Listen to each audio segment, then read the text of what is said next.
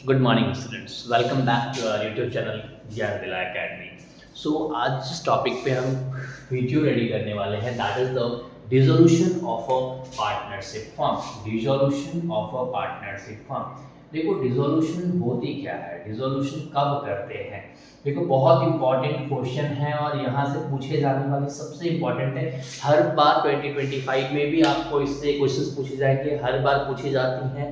Journal entry सबसे ज़्यादा इसमें पूछे जाएंगे, ये आपको ध्यान से करने हैं इस चैप्टर को, क्योंकि 6 मार्क्स के क्वेश्चंस कंफर्म्ड है यहाँ से पूछे जाएंगे और बहुत इजी सा चैप्टर है ये।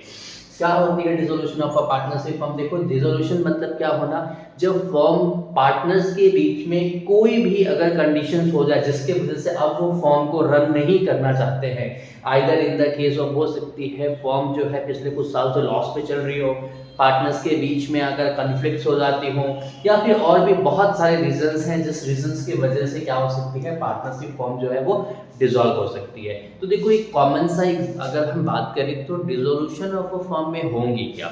फॉर्म की जब भी डिसोल्यूशन होगी मतलब फॉर्म को बंद करना होगा, तो फॉर्म को जब हम बंद करेंगे तो फॉर्म के पास पहले से क्या क्या होती है।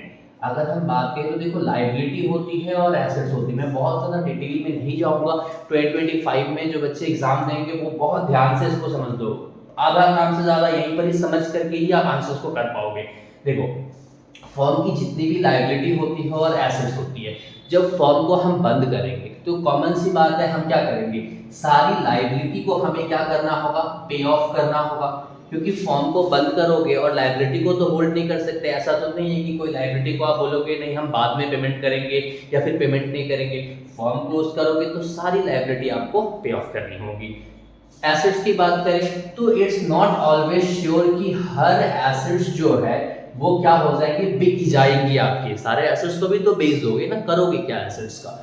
तो एसेट्स को भी जब बेचोगे तो जरूरी नहीं है कि सारी की सारी एसेट्स आपके बिक जाए।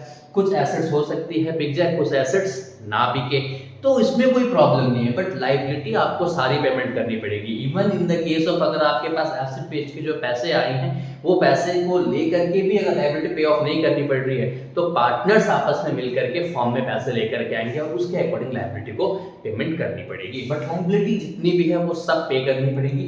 एसेट्स की जरूरी नहीं है, वो आपके ऊपर डिपेंड करती है, पार्टनर्स के ऊपर डिपेंड करती है। तो देखो डिसोल्यूशन जब भी हो रहा होता हम क्या करते हैं, फॉर्म को बंद कर रहे होते, तो सारी एसेट्स को हम बेच डालेंगे, हमें जो पैसे मिलेगी लायबिलिटी को हम पेमेंट कर देंगे, और जो भी डिफरेंस बैलेंस रहेगा उस डिफरेंस बैलेंस को हम क्या करेंगे, पार्टनर्स जो है आपस में अपने रेशियो में डिस्ट्रीब्यूट कर लेंगे। तो जब इस चैप्टर पे हो तो सबसे इंपॉर्टेंट क्या चीजें हैं, क्या क्या चीजें बनती है, सबसे पहले वो देख लो।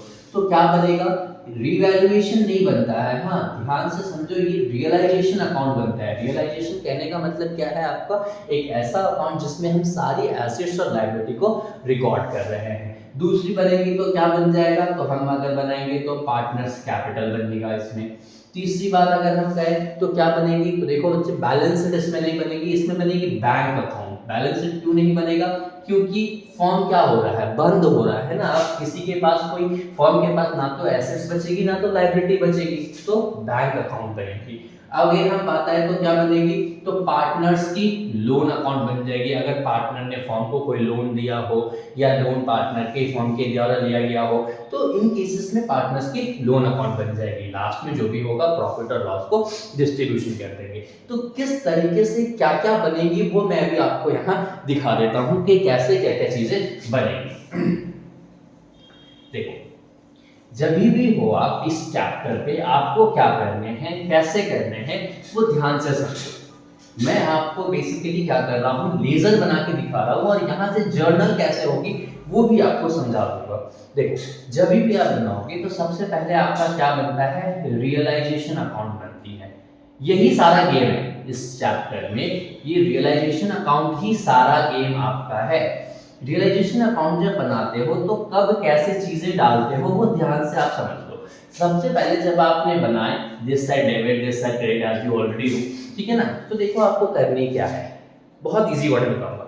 जो भी आपके पास गिवन क्वेश्चंस होंगे, सारे क्वेश्चंस में से जितनी भी एसेट्स आपकी होंगी, जितनी भी आपके पास में एसेट्स होंगी उन सबको यहाँ रिकॉर्ड कर देनी है। जो भी आपके क्वेश्चन में बैलेंस शीट में एसेट्स होंगे, टू ऑल एसेट्स हम यहाँ पर क्या करेंगे, रिकॉर्ड कर देंगे। जितनी भी एसेट्स है हम सबको क्या करेंगे, यहाँ पर रिकॉर्ड कर देंगे। क्वेश्चन में जो भी एसेट्स है, सपोज मानो एक ए एसेट्स है, बी एसेट्स है, सी, इसकी बुक वैल्यू क्या है, तो जो भी बुक वैल्यू है हम प्लस करके हमने क्या किया, बाहर निकाल दिया। कौन से वैल्यू पे, तो याद रखो ये बुक वैल्यू पे जो क्वेश्चन में गिवन होती है वही चीजें, ठीक है ना।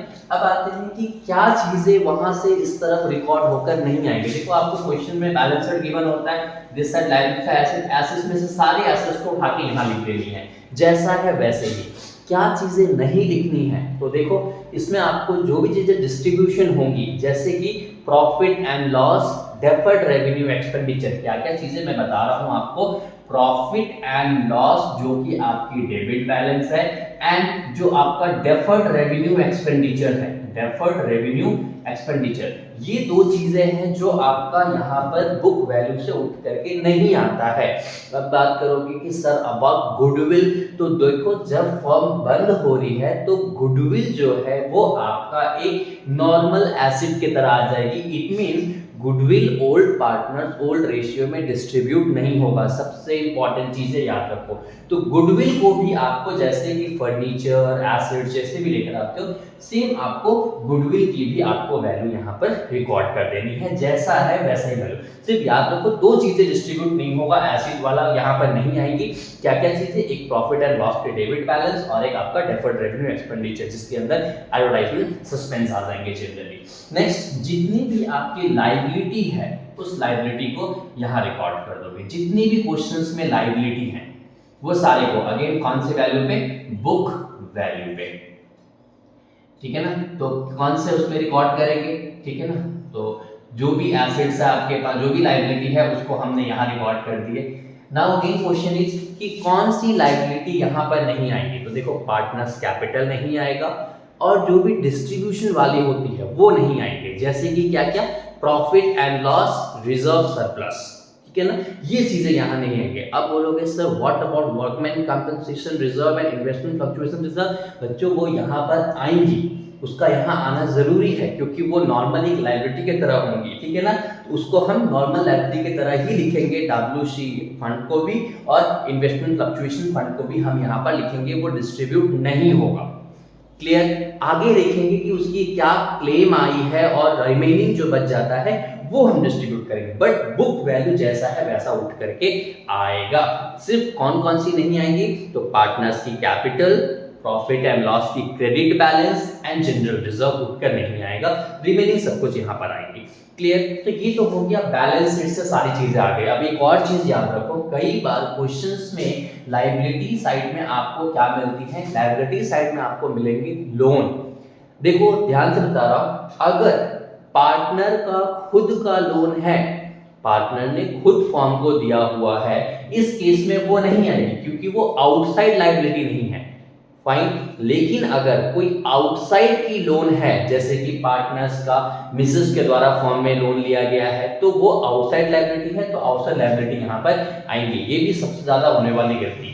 क्लियर। अब आपको क्या करना है, नीचे एडजस्टमेंट में क्वेश्चन आपको पढ़नी है कि क्या क्या चीजें एडजस्टमेंट दी हुई है क्वेश्चन में। अब देखो नीचे गिवन होगा क्वेश्चन में क्या, कि एडजस्टमेंट में कौन से एसेट्स कितने में सोल्ड हो रही है। सिंपल सी बात है, कौन से एसेट्स कितने में सोल्ड हो रही है, उस सोल्ड को हम कहते हैं रियलाइज्ड वैल्यू, ठीक है। तो कौन से एसेट्स या कौन से लायबिलिटी, एसेट्स को आप कितने पे बेच रहे हो या लायबिलिटी को आप कितना पेमेंट कर रहे हो।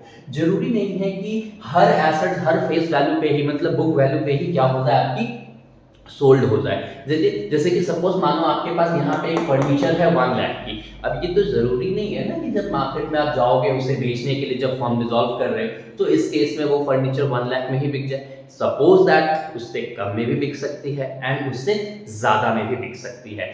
तो जो भी एसेट्स को बेच रहे हैं, जितने में बेच रहे हैं वो वैल्यू यहाँ लिखनी है। कैसे लिखना है, तो बाय बैंक अकाउंट या तो कैश अकाउंट करके आप क्या लिखोगे, कौन से एसेट्स को कितने में क्या कर रहे हो, बेच रहे हो। ब्रैकेट में यहां लिख दोगे एसेट्स रियलाइज्ड, एसेट्स रियलाइज्ड, और ये बैलेंस को बाहर निकाल दोगे। करोगे। समझ में आ गई? अच्छा, अब देखो क्या होता है, एसेट्स बुक वैल्यू पे यहाँ है, एसेट्स की रियलाइज यहाँ हुई। सेम तरीके से लाइबिलिटी है, तो लाइबिलिटी में आपका यहाँ पर टू बैंक अकाउंट या तो कैश अकाउंट, ठीक है ना। क्या हो जाएगी, लाइबिलिटी पे ऑफ, लाइबिलिटी पे ऑफ, ठीक है ना। अगेन कौन सी, तो अगर हम बात करें तो जो भी लाइबिलिटी है, जितने में लाइबिलिटी फेस वैल्यू गिवन है, हम वो पे ऑफ कर देंगे।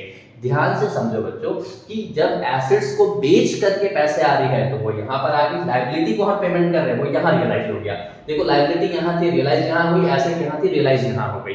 अब आपको कई बार फॉर्म जब डिसॉल्व कर रहे होते हैं तो कई पार्टनर्स को ऐसा लगता है कि ये जो एसेट है ये मेरे काम का है, मैं इसे रख लेता हूँ, ठीक है ना। तो कई बार पार्टनर में डिसाइड होता है कि मानो एक लैपटॉप है, तो पार्टनर्स के बीच में डिसाइड हुआ, एक पार्टनर था जिसने कहा कि ये लैपटॉप को मैं रख लूंगा, तो बी और सी तो तभी अग्री करेंगे ना कि जब क्या होगा, ए को उसको पैसे देने पड़ेंगे। तो ऐसा तो नहीं बोलेगा ना एक, ये लो पैसे फॉर्म में डालो और मैं लैपटॉप लेके जा रहा हूँ। ये कही जा सकती है कि ओवरऑल एट द एंड में कैपिटल में एडजस्ट हो जाएंगे। तो किसी भी एसेट को अगर बेच रहे हो तो बाई बैंक या फिर कैश, और अगर एसेट को पार्टनर लेकर जा रहा है तो जो पार्टनर लेकर जा रहा है उसका कैपिटल अकाउंट, एसेट्स टेकन, कितने में लेकर जा रहा है वो। कई बार ऐसा हो सकता है कि स्टॉक मानो कि यहाँ लैपटॉप 5000 का था और वो 3000 पे लेके गया, तो जितना पे लेके गया वो बैलेंस यहाँ डालनी है। समझ में आ गई? सेम तरीके से कई पार्टनर कह सकता है कि ये वाली जो लाइबिलिटी है उसको मैं पेमेंट कर दूंगा।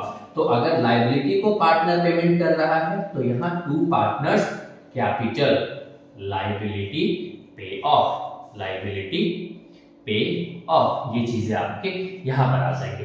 अब जो सबसे इंपॉर्टेंट बात है वो यहाँ पे नोट करने वाली क्या है वो समझो, ठीक है ना। देखो एसेट्स में तो आपने यहां पर लिखा सारा, अब यहां पर मानो कि यहां पर आपके पास 5 एसेट्स टोटल गिवन थे, क्वेश्चन में नीचे 3 ही एसेट्स के बारे में एडजस्टमेंट गिवन है, बाकी 2 का हम क्या करेंगे। अब आपको डिसाइड करने हैं कि वो 2 में टेंजिबल है या इनटेंजिबल है। अगर टेंजिबल एसेट्स है, अगर टेंजिबल एसेट्स है तो आपको क्या करना है, उस बुक वैल्यू पे ही रियलाइज करना है। मतलब ये ट्रीट करना है कि ये जो एसेट्स है ये उसी दाम पे बिक हो गई, मतलब बिक गया आपका, रियलाइज हो गई। बट अगर आपके इनटेंजिबल एसेट्स है और इनटेंजिबल एसेट्स के बारे में अगर नीचे एडजस्टमेंट गिवन है कि हाँ इनटेंजिबल एसेट्स इतने में रियलाइज हो गए, तो ओके फाइन, यहाँ पर आप लिख दोगे वो इनटेंजिबल एसेट्स और इतने में रियलाइज हो गए। बट अगर इनटेंजिबल एसेट्स के बारे में एडजस्टमेंट नहीं गिवन है कि रियलाइज हुई है या नहीं हुई है, तो आपको क्या अंडरस्टैंड करने कि वो एसेट्स रियलाइज नहीं हुई है। ध्यान से समझो, एसेट्स में टेंजिबल एसेट्स की अगर एडजस्टमेंट नहीं गिवन है तो उसको हम बुक वैल्यू पे रियलाइज कर देंगे। इनटेंजिबल एसेट्स में अगर आपको इंफॉर्मेशन नहीं गिवन है तो उसको हम रियलाइज नहीं करेंगे। क्या क्या आ जाएगी इंटेंजिबल एसेट्स में, तो अगर हम बात करें इंटेंजिबल एसेट्स में तो आपके patent, goodwill, copyright, trademarks, these all are the assets. अब आते हैं लायबिलिटी में। देखो लायबिलिटी में जितनी लायबिलिटी होंगी ना वो सारी यहाँ पे रियलाइज होगी ही होगी, ठीक है ना। अगर इंफॉर्मेशन जिसकी गिवन है वो उसी वैल्यू पे रियलाइज होगी, और जिसकी इंफॉर्मेशन नहीं गिवन है, एडजस्टमेंट नहीं गिवन है, उसको हम क्या करेंगे, इसी बुक वैल्यू पे ही क्या करेंगे, रियलाइज कर देंगे। अब आते हैं सबसे ज्यादा जो बच्चे कंफ्यूज होते हैं, workman compensation reserve and investment fluctuation fund वाला, ठीक है ना। देखो यहाँ पर तो दोनों लायबिलिटी रहेंगी। अब आते हैं बात कि यहाँ पर क्या करेंगे। तो देखो अगर liability that is the workman compensation claim I है, कुछ चीजें अगर क्लेम आया है तो आपको यहाँ पर लिखना है टू बैंक, आपको यहाँ पर क्या लिखना है, टू बैंक करके लिखने हैं वर्कमैन कंपनसेशन क्लेम, क्योंकि आपका ये एक लायबिलिटी है जो आपको क्या करनी होगी, पे ऑफ करनी होगी। अब जैसे मानो कि वर्कमैन कंपनसेशन रिजर्व 1 लाख की थी, क्लेम 70,000 की आई, तो जो 30,000 हो गया वो हम पार्टनर्स कैपिटल में क्या करेंगे, उसे डिस्ट्रीब्यूट कर देंगे। तो ये आपका हो गया वर्कमैन कंपनसेशन का। सेम आपका कॉन्सेप्ट इन्वेस्टमेंट फ्लक्चुएशन फंड के भी आएंगे। अब जो यहाँ सबसे इंपॉर्टेंट कॉन्सेप्ट है वो है लोन का। देखो कई बार क्वेश्चंस में गिवन होता है कि एक पार्टनर है और मिसेस ए ने फर्म को लोन दिया हुआ है, और जब फॉर्म डिसॉल्व हो रहा है तो ए ने ये रियलाइज किया, ये कहा कि मैं अपनी वाइफ का लोन क्या करूंगा, पे कर दूंगा। तो इस केस में देखो वाइफ का लोन फॉर्म के लिए क्या हो गई, आउटसाइड की लायबिलिटी हो गई आपका, तो उसे पे कर रहा है कौन, पार्टनर। तो पार्टनर फॉर्म की लायबिलिटी को रियलाइज कर रहा है, तो लायबिलिटी कहां रियलाइज होता है आपको पता है, तो टू जो पार्टनर एग्री करेगा कि मैं पे कर रहा हूं। ठीक है, अब आते हैं कि इसमें और क्या है। तो देखो जब फॉर्म को डिसॉल्व करोगे तो जो भी आपके पास एसेट्स और लायबिलिटी होंगी, इसे आप खुद तो जा करके मार्केट में बैठ करके बेचने नहीं लगोगे, सब्जी तो है नहीं ये। आपको क्या करनी पड़ेगी, या तो किसी एक कॉन्ट्रैक्टर को हायर करना पड़ेगा जो आपको ये सारी एसेट्स को बेच दे। लायबिलिटी तो आपको पता है कि पेमेंट करने, लायबिलिटी पेमेंट कर दोगे, बट व्हाट अबाउट एसेट्स। तो एक इंसान को आपने हायर किया जिसको आपने क्या कहा कि देखो एक काम करो, मेरी ये सारी एसेट्स है, मुझे इसे बेचने हैं, ठीक है ना। तो वो इंसान फ्री ऑफ कॉस्ट में तो काम करेगा नहीं, तो उसे जो हम पेमेंट कर रहे हैं that is called the realisation expenses.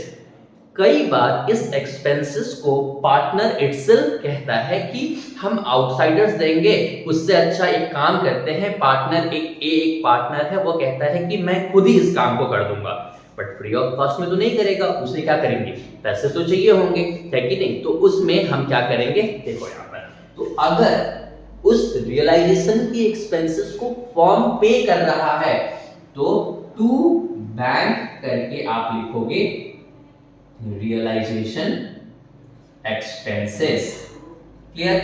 और अगर उस रियलाइजेशन के एक्सपेंसेस को कोई पार्टनर बियर करेगा, पार्टनर बोल रहा है कि मैं इसे क्या करूंगा, पे कर दूंगा, तो इस केस में to partners capital realisation expenses. आगे बात समझ में क्लियर हो गया, ध्यान से समझने। अब देखो कई बार इस रियलाइजेशन एक्सपेंसेस में क्या होता है, क्वेश्चंस ये रहती है कि मानो पार्टनर और फर्म के बीच में ये डिसाइड हुआ है कि पार्टनर जो है उसने, एक पार्टनर है उसने कहा कि मैं 10,000 रुपए में इस रियलाइजेशन एक्सपेंसेस को कर दूंगा, बट एक्चुअल में रियलाइजेशन का कॉस्ट हो गया 15,000। तो इस केस में फर्म को 15,000 से कोई लेना देना नहीं। यहीं पर बच्चे अमाउंट की गलतियां करते हैं, ध्यान से समझो। 15,000 का कोई लेना देना नहीं है, ठीक है ना, क्योंकि फर्म और पार्टनर के बीच में अग्रीमेंट 10 का हुआ है तो 10,000 ही आएंगे। उसी तरीके से मानो अगर एक्चुअल एक्सपेंसेस 7,000 ही हुआ तो इस केस में भी फॉर्म को 10,000 ही लिखने होंगे यहाँ पर, क्योंकि जो अग्रीमेंट हुई है, जो उनके बीच में डील हुई है, वही अमाउंट आएगी। एक्चुअल एक्सपेंसेस कितना हुआ उससे कोई मतलब नहीं होगा फॉर्म को, फाइन। अच्छा, अब कई बार क्या होती है, कुछ ऐसी एसेट्स या लायबिलिटी होती है जो अनरिकॉर्डेड होती है। क्या होती है, अनरिकॉर्डेड। तो वो रिकॉर्ड हो रही है तो उसे हमें रियलाइज करेंगे। तो हम क्या करेंगे यहाँ पर, अगर एसेट्स अनरिकॉर्डेड एसेट्स रियलाइज हो रही है तो बाय बैंक करके हम क्या कर देंगे, अनरिकॉर्डेड एसेट्स रियलाइज्ड, क्लियर। और अगर लायबिलिटी हो रही है तो हम यहाँ लिख देंगे टू बैंक करके अनरिकॉर्डेड लायबिलिटी पे ऑफ, अनरिकॉर्डेड लायबिलिटी पे ऑफ। ये हो गए आपके कॉन्सेप्ट्स में। ओवरऑल सब चीजें यहां पर आ गई। अब आपको क्या करना है, इसको क्लोज कर देंगे। इधर डिफरेंस आएंगे तो टू प्रॉफिट बोल करके आप क्या करोगे, डिस्ट्रीब्यूट कर दोगे पार्टनर्स के कैपिटल अकाउंट में। इसमें ओल्ड रेशियो और न्यू रेशियो का कोई कॉन्सेप्ट ही नहीं, क्योंकि फॉर्म डिसॉल्व हो रही है। और अगर लॉस होंगे तो यहां लिख दोगे बाय लॉस ट्रांसफर टू